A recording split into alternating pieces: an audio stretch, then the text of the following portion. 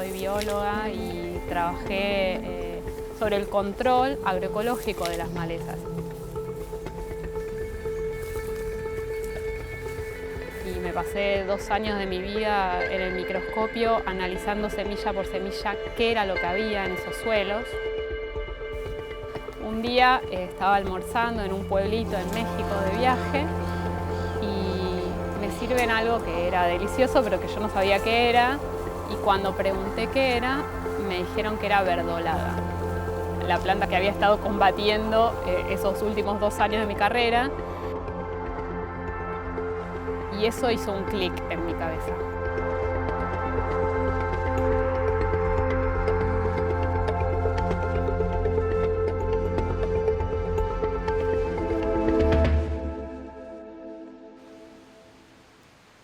Acá encontré algunas plantitas de diente de león, que las voy a sacar. El panadero es el fruto, ya la semilla de esta plantita, que tiene una hoja que es muy característica, que es bien aserrada, por eso se llama diente de león.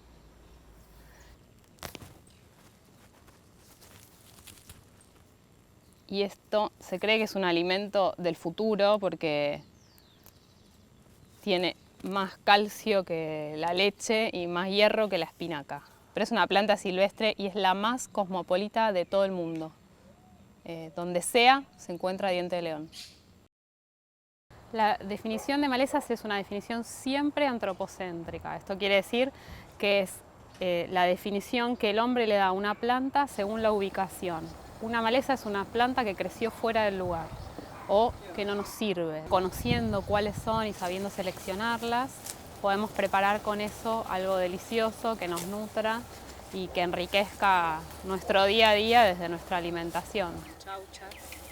Entonces eso me hizo volver a estudiar las malezas, y en esta cuestión de la ciencia y aplicarla para transformar la realidad, se fue gestando este proyecto de Como Maleza.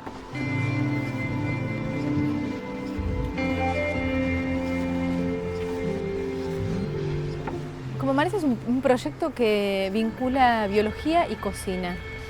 Nos propusimos con Victoria el desarrollo de un recetario que en principio estamos construyendo de manera colectiva a través de la experiencia de taller y salida a campo. O sea que se compone de la recolección de las plantas silvestres y la elaboración de manera conjunta con los participantes del taller de un recetario de plantas silvestres. Yo vengo de una deriva personal que empieza en el arte, en las artes visuales. Y de ahí vengo haciendo un recorrido que me parece que el arte lo posibilitó también, de desarrollar proyectos que vinculasen gastronomía y arte. La gastronomía en un sentido amplio, ¿no? La gastronomía entendida como la relación del hombre con el alimento y con su medio ambiente.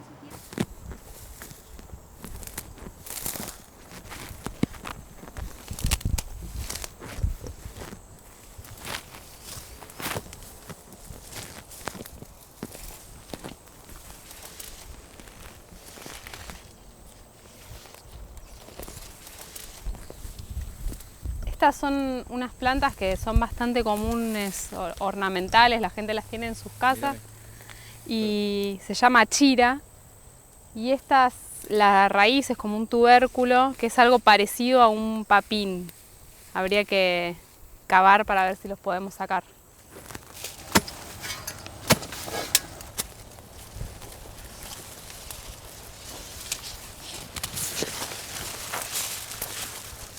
Está muy seca la tierra, pero bueno, acá empezamos a ver como las raíces.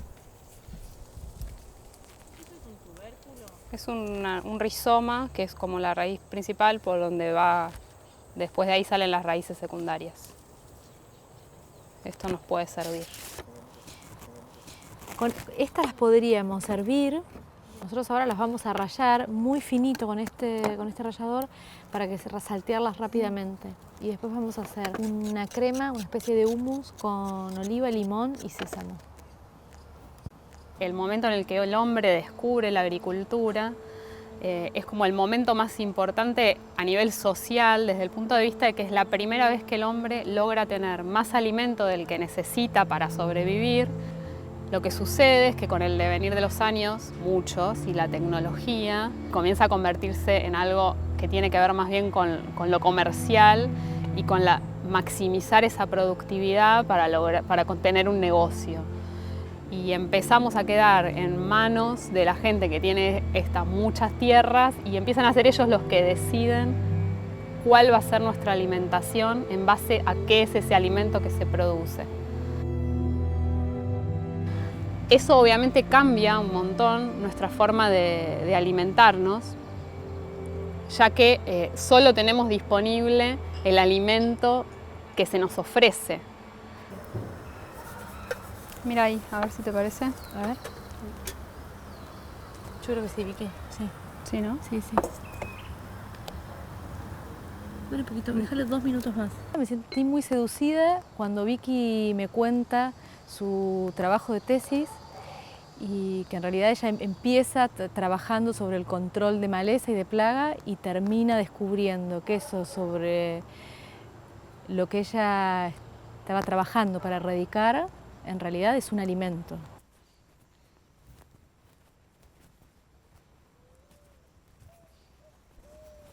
Esto sí nos va a servir. Esta es verdolaga, que es una maleza muy común en los costados de las huertas. Incluso es una de las grandes malezas que se combaten en la huerta. Pero es una planta que es muy rica en un montón de nutrientes. Tiene calcio, tiene hierro, lo cual lo convierte en un alimento muy poderoso y muy fácil de conseguir, además de rico. Me pasó con las primeras salidas a campo, el encuentro con la planta, su textura, el encuentro al tacto y el encuentro con el olfato. Ya para mí hay mucha información ahí para poder construir una receta de manera mental. Después, por supuesto, que uno prueba cosas en la cocina y construye ahí en la práctica, pero hay una construcción mental de la receta y me gusta mucho trabajar con lo que hay. También a la hora de recolectar está bueno si podemos extraer como eso, la mejor hoja, pero si podemos también tomar un poco de tallo y tomar raíz, buenísimo porque vamos a aumentar la durabilidad de la vegetal, ¿no? Y además sucede que por lo general, cuando en una planta es comestible, por ejemplo, no sé, la cebolla, nosotros comemos el bulbo, pero en realidad toda la planta es comestible. Cuando digamos, en una especie, cuando no hay toxicidad, no hay toxicidad, digamos, es la regla general, no es que pasa siempre, pero lo que pasa es que estamos acostumbrados a comer una partecita. Como en la remolacha comemos solo la remolacha y descartamos las hojas y el tallo y en realidad todo se puede comer. Y después pensar el menú a partir de lo que tenemos más cantidad. Digo, acá es clarísimo que tenemos cantidad de verdolaga, de chantén, bueno, y el resto de las cosas los vamos a usar de manera complementaria. Empezamos a rellenar con eso. Y me sentí absolutamente seducida a trabajar con eso, a meterme a fondo, a profundizar con el trabajo de la cocina y las plantas, y de esas plantas puntualmente, de eso que no sale a la luz. Tiene que ver con eso, con traer un conocimiento que ya existía y revalorarlo.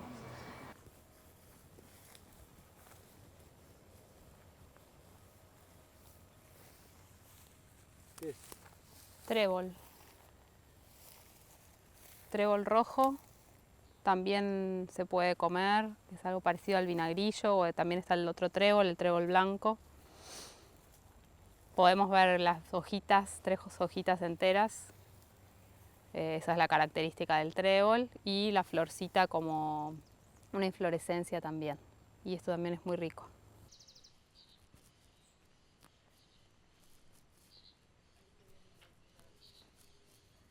Estamos viendo un nopal, que es especie de cactus, en donde hay las dos partes de la planta que se comen. Por un lado se puede consumir la hoja, que son estas paletas, Y después, por otro lado, está la tuna, que es el fruto de esta planta, que también se puede comer como una fruta. Se abre y esto, como esta pulpa, es la que se come. Mejor hoja, pero si podemos también tomar un poco de tallo, tomar raíz. Bueno, allá hay mucha, se usa mucho, o sea, la verdolaga, por ejemplo, se No es vende. una maleza, No claro. es una maleza, no es Ah. considerada maleza. Mira, Yo la comí toda la vida, digamos, normalmente. Así que por ahí hay muchas plantas que no, sí, eso ahí. que allá se usan usualmente y acá no. Si querés Y viceversa, Lo acá mismo yo el conocí nopal. plantas que no. Cómo no. El nopal, por ejemplo, se usa Yo creo que por todo el esa tiempo. cantidad ya estamos, porque no tenemos tanto. ¿Este digo, lo recolectaron? Sí. Ah, no sabía, pensé que había sido... No, de recolección. Acá hay unas plantas de chantén con unas hojas enormes que nos van a servir para cocinar bastante, algo rico, y las vamos a poder aprovechar, así que vamos a juntarlas.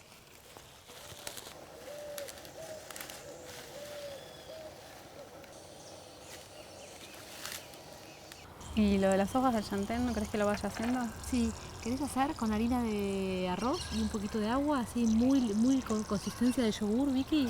Pasamos las hojas de chantén y usamos la misma fritura del falafel para prepararlo. La característica, digamos, más evidente para ver en cualquier chantén es la característica que tienen las nervaduras paralelas. Si contamos, también es una planta que se llama 7 venas. 1, 2, 3, 4, 5, 6, 7. Esa es la manera en la que no nos vamos a equivocar.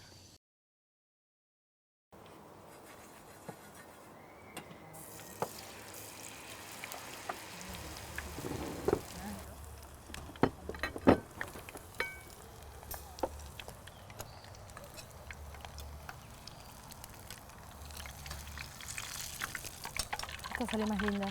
Mirá cómo se le marcan las venas de Sí, tomó exactamente la... Mira, qué hermoso. sus 7 venas. Cocinar con maleza te aporta una cantidad de... Por empezar, con la incorporación de un montón de plantas, algunas de las cuales estamos quizás familiarizados a nivel medicinal, pero que no las tenemos incorporadas en nuestra dieta. Consumimos chantén, pero en un preparado o en una tintura madre, no la consumimos como alimento. También es cierto porque que la oferta de alimentos es restringida y cada vez más, porque la industria del alimento te ofrece una cantidad de productos que básicamente están elaborados con 4 o 5 cosas y es todo un poco lo mismo. Terminamos consumiendo 20 cosas en el año, que son la papa, la batata, digamos, hasta incluso lo más saludable y que yo lo pueda autogestionar y tener en mi huerta.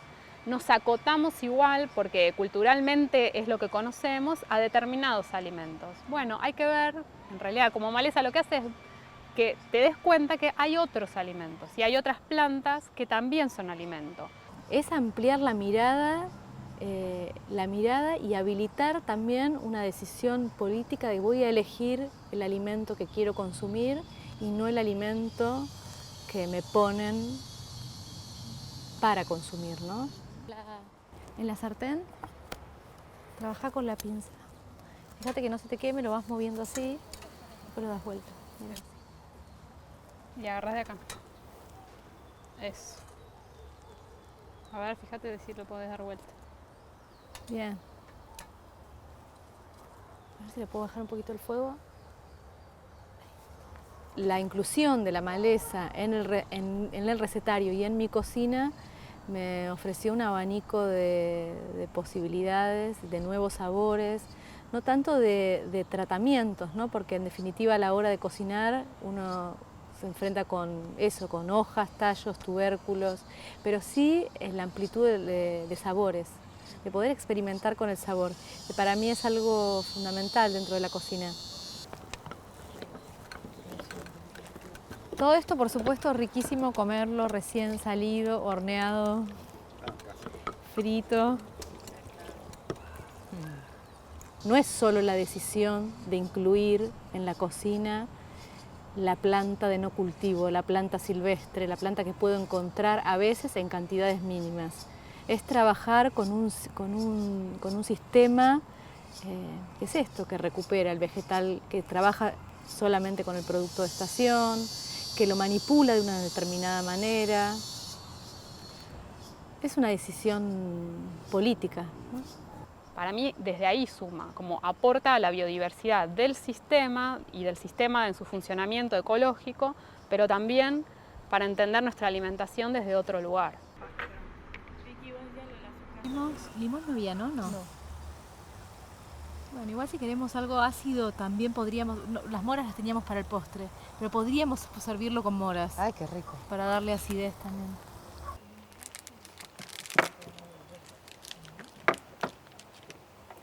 Muchas de esas malezas o esas plantas que crecen espontáneamente, en realidad no son ni más ni menos que antecesores naturales o de algunas de las plantas que hoy comemos y conocemos comercialmente, o en realidad son también otras plantas o especies diferentes que simplemente fueron dejadas de lado por el sistema y nada, y están ahí y son alimento y las pisamos o las matamos. Además, como las malezas tienen justamente esta característica de poder crecer espontáneamente sin el cuidado del hombre, justamente esa espontaneidad se da porque son plantas que tienen bajos requerimientos de suelo, nutricionales, y eso las vuelve muy fáciles si a mí me interesara cultivarlas también, y económicas, ¿no? Porque justamente puedo extraer esas semillas y llevarlas a donde me interese, y de esa manera controlar más aún su sanidad. Otra de las características es que muchas tienen como reproducción asexual, es decir, que crecen por rizomas o crecen simplemente de cortar un pedacito y volver a plantarlo. Entonces, verdaderamente son fáciles de obtener y de replicar. Y que encima se dan espontáneamente en un montón de lugares. Entonces, es aprender a reconocerlas y ni siquiera es ir a juntarlas al medio del campo. Es, si vos tenés tu huerta y te interesa, llévatela. O si surge en tu huerta naturalmente, también puede ser un alimento. No restringirnos a lo ya conocido. Nuestras abuelas manejaban esta información perfectamente en la cocina y sin embargo, 3 generaciones después casi no es lo más frecuente en las casas. El hombre en esta carrera, digamos, evolutiva que ha ido manteniendo en la agricultura convencional, ha ido desaprendiendo algunas de las prácticas más habituales que tenían, digamos, nuestros ancestros, que por ahí hoy retoman algunas ciencias más formales como es la agroecología. Hicimos el falafel con verdolaga, picadas y con hojitas enteras, casi al 50%, la mitad de garbanzo, la mitad de verdolaga. Rebozamos las hojas de chantén con harina de arroz y enebro dentro de la harina de arroz y lo acompañamos con un pesto de ruculeta. Las empanaditas que ¿Qué tienen? llenamos de nopal y cebolla salteada, sí. Y la masa es harina de garbanzo. 50 y 50, 50% integral y 50% garbanzo. Bien. Allá. Eso era rizomas el rizoma rallado de la achira más la bardana. Sí. Y unas semillitas. Sí. Sí. Y ahí tenemos una ensalada de verdolaga, la flor del aloe, los pétalos de la flor del aloe y pétalos de retama. Y acá para acompañar el falafel no pusimos limón, pusimos solamente las moras silvestres, que están muy ácidas, así que van a estar perfectas para el falafel.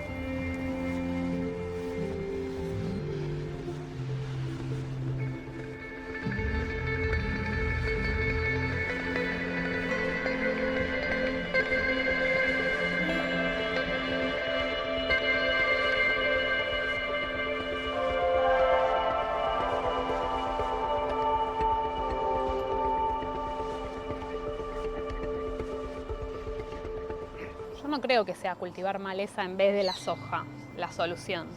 La solución es tener cultivos, digamos, más diversidad de cultivos y no tanto insumo, no tanto agroquímico, no tanto maltrato hacia el ecosistema. O sea, tratar de regularlo de una manera más natural y de esa manera poder compensar mejor los ecosistemas, a su vez nos daría una biodiversidad ambiental y una biodiversidad en lo alimenticio también, que nos enriquecería. Sí, y cambiar el sistema de producción. Dejar los monocultivos de lado, porque finalmente, ¿quién come soja? Nadie. O sea, la soja en realidad se usa de relleno de un montón de alimentos y para alimentar cerdos y se exporta. En Argentina nadie come soja.